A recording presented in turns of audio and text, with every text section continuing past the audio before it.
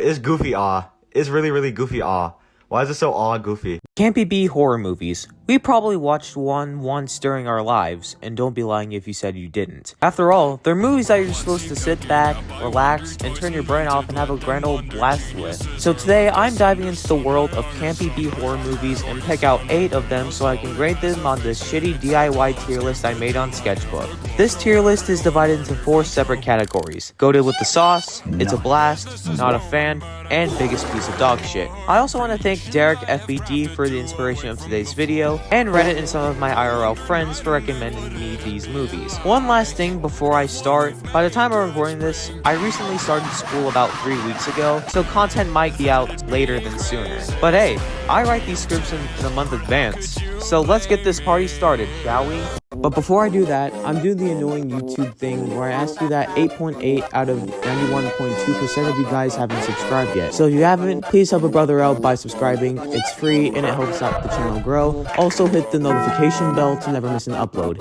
Anyways, let's move on. Starting off pretty strong is Cabin in the Woods. Released on April 13th, 2012, directed by Drew Goddard. The movie follows 5 teenagers taking a little vacation in, well, a cabin in the woods, and then pursues his utter chaos, mayhem, and carnage.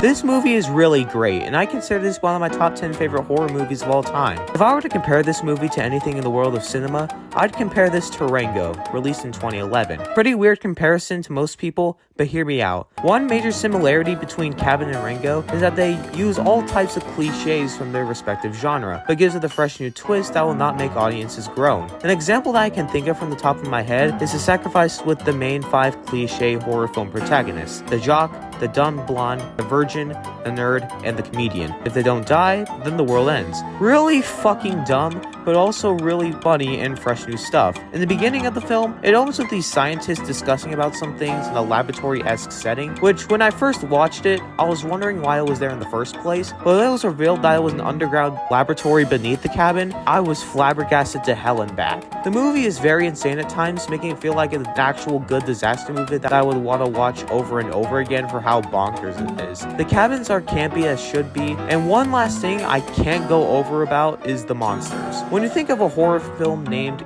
Cabin in the Woods, you just think it'll just be some sort of creature in the forest. And while you would be correct, there's a grand total of, I shit you not, 60 monsters in this movie. Some range from a unicorn, a titanoboa, a werewolf, and merman, to a pinhead and some Jason Voorhees wannabes. This movie has more monsters than your dog's IQ. Overall, if you want to watch something because you're bored and want to be entertained, then Cabin in the Woods is the film for you. So I'll put Cabin in the goated with the sauce tier. Next up on the chopping block, I Have Chopping Mall. Released on March 14th, 1986, directed by Jim Wynorski. The film follows a group of employees at a shopping mall when one day the security bots that recently got made get their code all screwed up due to a lightning strike and go on a murderous killing spree. Honestly, with a plot synopsis like that, it sounds like a genuine fun time for B horror movie standards on paper. But when it came to execution, I was very disappointed. But there were some things I liked. The security bots look very cool, and honestly the best part about this movie. And the fact that they say, "have a nice day" after killing someone cracks me up every time. It doesn't get too repetitive. The soundtrack is very synthesized and I fucking love it. In my opinion, when you want to create a cheesy B horror movie, you gotta at least have a synth soundtrack that sounds like it came from the 80s or the 90s. And it doesn't disappoint. One last positive I have is that the action is decent and serviceable at best. I mean, when a robot dies, a pretty looking explosion happens, and that I approve of. But with all the positives out of the way, this film is painfully mediocre. First and foremost, straight off the bat, this movie looks really low budget, which will be a common trend when I review the other movies later on. For reference, the budget for this movie is $800,000, and somehow it looks like it has a budget less than that. Look, I support indie horror films because I support all types of filmmakers, but at least make your film look visually appeasing. Cause no offense to the cinematographer, it looks dog shit. The acting is solid for the most part, but holy crap, the dialogue is so cheesy. Not the fun kind of cheesy, the painful kind of cheesy. But the worst part about this movie is the kills. Most of them are just basic bitch and cheap. To a janitor getting electrocuted in a puddle of water, to a guy getting pushed off an escalator, The kills can't get more boring than that. The only decent and really cool kill in this movie is the one girl who gets her head exploded. That was some killer looking practical effects work, but besides from that, I really didn't like this movie. But I really didn't hate it either. So because of that, Chopping Mall goes into the not a fan tier. Now the movie I'm about to talk about next is just bad. Not fun bad or so bad it's good, it's flat out terrible. The movie I'm referring to is Drive Thru. Released on March 1st, 2007, directed by Shane Kahn and Braden Cowles. This movie right here unironically made me want to die. It's so bland, boring, and plays itself way too safe for such a wacky and insane ass concept. The movie follows a bunch of teens getting killed off one by one by Horny the Clown. That's his real name, by the way. A Ronald McDonald reject for a popular fast food chain, Hella Burger. Considering how I said not too long ago this movie is bad, you may think there were some parts I liked about this movie. Right? Wrong. So dead wrong. Well, there's two things I semi-liked in this movie. The design for Horny is great, and the only thing I truly loved about this movie. And the acting is meh for the most part, but nothing truly awful. Now continuing on with my previous statement, this movie is such a disaster. It made me wonder how this thing got greenlit in the first place. The characters are just unlikable douchebags to where I wanted them to be slaughtered in the most brutal way possible that a 7th grade middle school edgelord couldn't even think of. It looks really low budget to where it looks like a college film project for a film class. Most of the kills happen off screen where it makes it feel like this movie was originally going to be PG-13, and when a kill does happen on screen, it looks so bad and cheap. The movie is political at times, which made me think to myself, why would you even want to include politics in a horror movie about a killer clown named after the emotion and sexual activity for a burger joint? But the part that made this movie unredeemable garbage is the story. There's some parts in this movie where they don't properly explain what the hell just happened. Like, did Horny possess the Ouija board in the Magic 8 Ball? Did the janitor hang himself, or did Horny hang him? How did the main protagonist have photos of the fucking murders from the opening scene? They never explain it. They also just rip off A Nightmare on Elm Street by giving Horny the same exact origin story as Freddy. Overall, the worst movie I reviewed so far, thus deserving itself a first row ticket to the biggest piece of dog shit tier.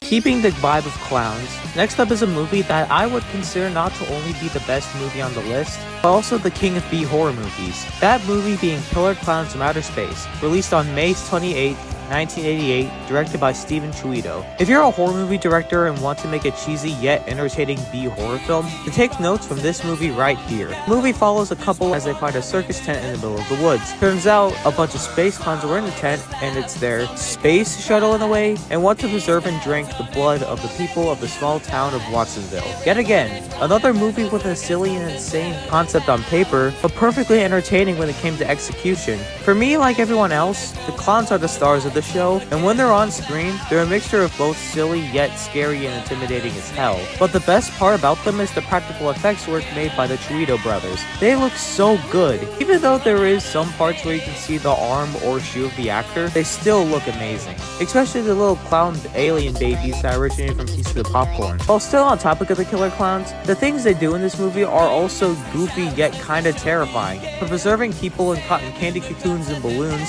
throwing aesthetic pies, forming demon shadow puppets, driving invisible cars, turning dead corpses into ventriloquist dummies, knocking off a person's head clean off with one punch of a boxing glove, and having all these sorts of wacky gadgets. The methods they use to kill people are really creative. Now, I'm gonna stop glazing the clowns and talk about the other things for a bit. I think the acting is mostly okay for the most part, but when it comes to movies like these, you don't care about the acting. You come to these types of movies to be entertained. I think the chemistry with some of the characters they have together when they're in a group is fun and doesn't put them in a spotlight to where they're unlikable dicks. The only unlikable character I would say in this movie is Mooney the police officer. He's supposed to be the stereotypical character in a horror film where they don't believe the killer or monster exists. The sets are really well crafted, especially the funhouse during the third act. And if I were to say anything bad about this movie, is that it drags on for too long. Like, way too long. But other than that, I just had a blast with this movie to where I can confidently put this in the goated with the sauce tier. Coming in doing a very sweet Irish jig, up next is Leprechaun. Released on January 8th, 1993, huge missed opportunity there by the way, directed by Mark Jones. The movie follows a father and her daughter moving into a new home with some other characters that live nearby, only to summon the leprechaun himself, played by Warwick Davis, after stealing his shiny gold coins by mistake. Now, as someone who's Irish, I unfortunately got my hopes way too high coming into this. I was expecting it to be a unique twist on the St. Patrick's Day holiday, but all I got in return is such a dull and boring snooze fest. Just like Drive-Thru, the characters are so unlikable, especially the stereotypical rich girl. The only decent and likable characters in this whole movie is Nathan and Ozzy. Whenever they're on screen, their conversations they have together are really wholesome. The story is semi-fine, but the only thing holding it back is the piss-poor writing and dialogue. This also supports my statement why I don't even like the characters. There are some humorous moments here and there which got a smile out of me, but damn, this movie's painfully unfunny. And it all comes down to the main killer of the film, the leprechaun himself, or some call him Lep for short. He's basically one of those killers that just throw out cheesy one-liners, kinda like Chucky and Freddy Krueger, but his jokes are just doing a bunch of shitty rhymes, polishing shoes like he got a feet fetish from Dan Schneider, and just acting like a silly goober. But there's one teeny tiny thing about him. He's not funny at all. He acts like a rejected monster from Goosebumps, and that's what this movie is. A rejected episode of the Goosebumps TV show that somehow has the runtime of a movie. And one last thing I really hate about this movie is that it's not even scary at all. And when the movie tries to be scary, I just tend to chuckle. However, with all the bad things I said, they'll probably think I'm putting this into the biggest piece of dog shit tier. Well, no. Because there's two things holding it back. Practical effects work for the Leprechaun and the kills are great and look well done. And the Leprechaun's death is both silly, scary, and supremely badass. There are major key highlights of the film in my opinion. Because of that, I feel like it's fair for this movie to deserve a spot in the not a fan tier. Also, before y'all probably spam me in the comments, I am fully aware of the sequels that would spawn after the first movie. And by far, Leprechaun 3 might be my favorite film and the best one in the franchise. Now, that's not me saying that this film is perfect, because it's not, but this is the most enjoyable film out of them all. Alright y'all, we're down to the last 3 movies to rank, and the third to last one is Terrifier, released in 2018, directed by Damien Leone. The movie follows a couple of teenage girls on Halloween night, getting stalked and eventually being brutally murdered by probably one of the most recognizable modern day horror movie villain of all time, Art the Clown. Now, just like with Leprechaun, this movie would also get sequels after the release of the first one, but not as many, with the second one releasing in 2022, and a third film on the way, still hitting select theaters this October. But for time purposes, we're only reviewing the first movie. And what are my thoughts? It's solid. It's definitely the weakest in the trilogy, but still pretty good. The cinematography does a really good job of setting the tone, making it feel like this movie was pitched for the Grindhouse project by being very grainy and darkly lit. The practical effect kills were really good considering the movie had a budget of only $35,000, and it looks like the director used the money very well. Speaking of the kills, they're very brutal and gruesome. They're so over the top, but also very satisfying to witness if you're a gorehound like me, and not someone with a weak stomach. And the fact that they get progressively worse makes it so much better and funnier. To someone getting decapitated and turned into a jack-o'-lantern, from someone getting sawed in half upside down vertically, this movie will go out its way to try to make you vomit your stomach out with its batshit insane deaths. The twist being that this figured-faced woman from the beginning actually being Victoria Hayes really caught me off guard, and something I can applaud for this movie doing surprisingly well at. And for the last thing, and I saved for last, is the one and only Art the Clown. Like I said, he's probably the most recognizable horror movie villain of the 2010s, surpassing the animal masked assassins from Year Next, the red-faced demon from the Insidious franchise, and the Babadook from, well, the Babadook. But that's a conversation for another day. His actor, David Howard Thornton, gives the character so much life to a whole new level. He's a silent but very deadly clown that isn't afraid to break any boundaries. He also fits in any setting very perfectly. No matter if he's in a pizzeria or a warehouse, he'll just work anywhere at any place at any time, no matter what scenario he's in. Also, due to the cinematography looking very grainy in some places and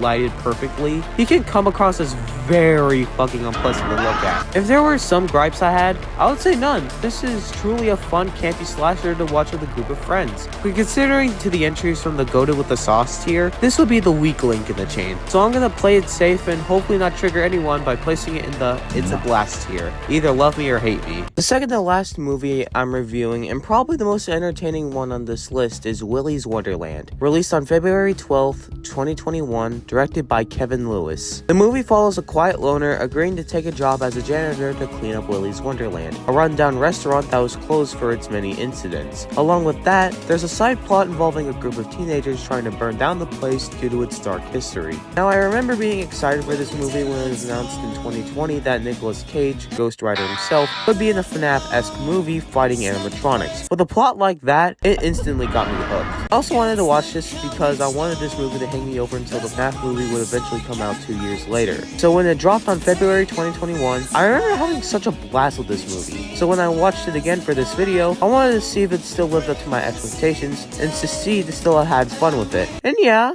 I did enjoy it like I remembered, albeit I did have some problems with this movie. But let's go over the good stuff. For starters, the animatronics look very good and remind me of those newer Chuck E. Cheese animatronics. And they actually do look like robots and not like a person in a costume. Something that this movie did well at while the Banana Splits movie failed at. Molly Coffee really outdid herself. It makes me wish she would return if this movie would get a sequel one day. I also really like the attention to detail when the animatronics are damaged. They start bleeding oil like it's their blood. Super creative. The set design for the restaurant itself is pretty cool and looking like a real children's establishment that I would actually kind of want to visit one day. The acting is pretty solid and the dialogue is cheesy in a fun way for B horror film standards. The kills are very brutal and gory, but not on the levels of Terrifier. It still goes down as the goriest horror movie in history. The action sequences with the animatronics and Nick Cage are both a combination of silly yet badass. Not only I was cheering for Nicholas to beat the fucking shit out of these maniac machines, but I was also laughing my ass off because how funny they are. Now, while I did say I enjoyed this movie, there were some problems I have, and one of those problems is the writing, or specifically, the story. The movie explains that the animatronics are possessed by evil murderers using a demonic ritual to transport their souls inside of them. I wonder where I heard that before. Also, why would the janitor want to stay at the place after the first animatronic attack? Why didn't he just get the hell out of there? That's something the movie doesn't explain and it pisses me off. But other than that, Willy's Wonderland is an entertaining ride from start to finish, so it deserves a spot in the It's a Blast tier. Also, fun fact, the short film that will eventually become this movie titled Wally's Wonderland was released before the first FNAF game, making you question if FNAF is the true ripoff or Scott didn't know about its existence at the time.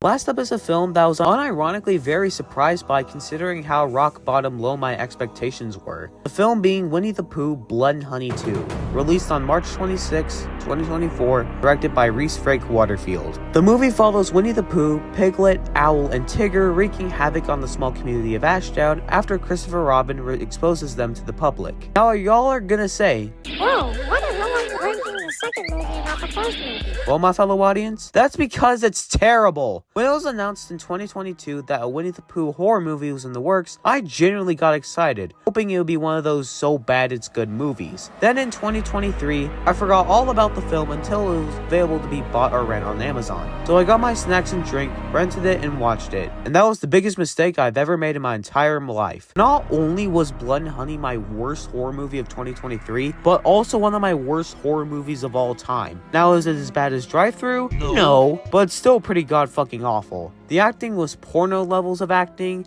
the kills are so generic and low budget, the story and decisions were so fucking dumb, and my biggest gripe is that the film takes itself way too seriously for such a dumb as hell concept. So when word was going around that a sequel would get greenlit and would begin filming in August, I just rolled my eyes thinking it would be purely bad. But I saw some stills in the film, and I said to myself, okay, let them cook. Then it was confirmed that Tigger would join in on the fun. Then I knew I had to check this out. Then what made me sold is that the trailer looked pretty solid, looking like a professionally made movie instead of a shitty student film. So when I saw it earlier this year with a group of friends in the theaters, I was truly in shock. I thought this film was pretty good, and the studio behind it, Jagged Edge Productions, their best film in their entire catalog. The practical effects work for the monster takes of Pooh, Piglet, Owl, and Tigger looks so stellar and gives off the immersion that they're actually freak of nature, half human, half animal hybrids instead of a dude wearing a mask. I think the kills are pretty good and creative this time around, but they're not on the same levels of gore as Terrifier like everyone's saying it is. Okay, maybe except one or two of them. The acting in this movie went from porno levels of acting to acting I would see in a Campy B horror movie, but the main standout is probably Christopher Robin, played by Scott Chambers. That boy can act despite being a movie about the funny bear that got banned in China killing people. The opening animation is heavily improved upon, being more smooth and more light and dark in some areas, and looking like an E.H. Shepard illustration. The cinematography is great despite having a low budget of $500,000, albeit it looks very dark at times to where I have to squint my eyes to see what I'm looking at. The backstory behind why Pooh and his friends came to be is pretty well concocted, and it helps due to it being written by Matt Leslie. Although people say it ripped off the Five Nights at Freddy's movie, in Pooh's defense, the movie would start filming 2 months before the FNAF movie would eventually release. My only critiques I have of this movie